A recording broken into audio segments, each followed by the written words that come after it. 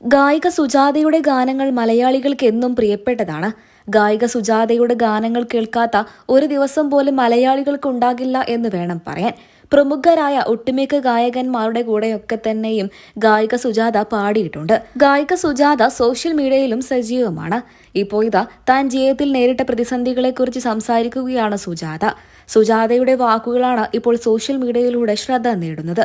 താരത്തിന്റെ വാക്കുകൾ ഇങ്ങനെയാണ്. ഒരു അഭിമുഖത്തിൽ വെച്ചാണ് സുജാത തുറന്ന് സംസാരിച്ചത്. ദൈവം എന്നുള്ളത് ഒരു പവറാണ്. അങ്ങനെ വിശ്വസിക്കാനാണ് എനിക്കിഷ്ടം. എന്റെ ജീവിതത്തിൽ അങ്ങനെയാണ് നടന്നത്. ഞാൻ വിചാരിക്കുന്നതിനപ്പുറം നല്ലത് തന്നിട്ടുണ്ട്. കുറേയേറെ സങ്കടങ്ങളും തന്നിട്ടുണ്ട്. പക്ഷേ ആ സങ്കടത്തിന്റെ അറ്റത്ത് നല്ലൊരു കാര്യവും തരും. ഇതുവരെയും ഞാൻ അധികം ഇക്കാര്യങ്ങൾ തുറന്ന് പറഞ്ഞിട്ടില്ല. എന്റെ ശബ്ദത്തിന് വലിയ പ്രശ്നമുണ്ടായിരുന്നു. 3 വർഷം സംസാരിക്കാൻ പോലും പ്രശ്നമായിരുന്നു. ശ്വേത കരിയറിലേക്ക് എത്തിയ സമയമായിരുന്നു. പിന്നീട് ശ്വേതയ്ക്കൊരു മകളും ഉണ്ടായിരുന്നു.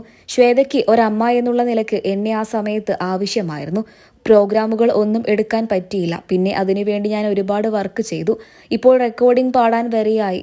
ആ സമയത്ത് ശ്വേതയ്ക്ക് ആവശ്യമായ കാര്യങ്ങൾ ദൈവം നടത്തിക്കൊടുത്തു. ഈശ്വരൻ ബാലൻസിംഗ് ആണ് ശ്വേത പറഞ്ഞു. നല്ല എന്തെങ്കിലും തരുമ്പോൾ ഇപ്പോഴത്തെ ചെറിയൊരു കാര്യം താഴ്ത്തി തരും. തിരിഞ്ഞു നോക്കുമ്പോൾ ഞാൻ വളരെ ഹാപ്പിയാണ്.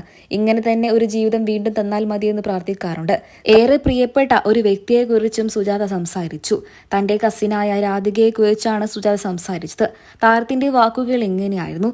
എനിക്ക് ഏറെ പ്രിയപ്പെട്ട എന്റെ കസിൻ മാത്രമായിരുന്നില്ല, എന്റെ ഏറ്റവും അടുത്ത നല്ല സുഹൃത്തു കൂടിയായിരുന്നു രാധിക. രാധിക ക്യാൻസർ ബാധിച്ച് 2015 മരണപ്പെട്ടത്. അതെന്നെ വല്ലാതെ തളർത്തി. 2 വർഷത്തോളം അവൾ ചികിത്സയിലായിരുന്നു. അവൾ മരണപ്പെട്ടു പോയത് ഇന്നും എനിക്ക് താങ്ങാൻ കഴിഞ്ഞിട്ടില്ല എന്നും സുജാത കൂട്ടിച്ചേർത്തു. നിരവധി പേരാണ് സുജാതയ്ക്ക് ആശ്വാസവാക്കുകളുമായി എത്തിയത്. മലയാള സിനിമയ്ക്ക് ഒരുപാട് നല്ല ഗാനങ്ങൾ സമ്മാനിച്ച പ്രമുഖ ഗായികയാണ് സുജാത.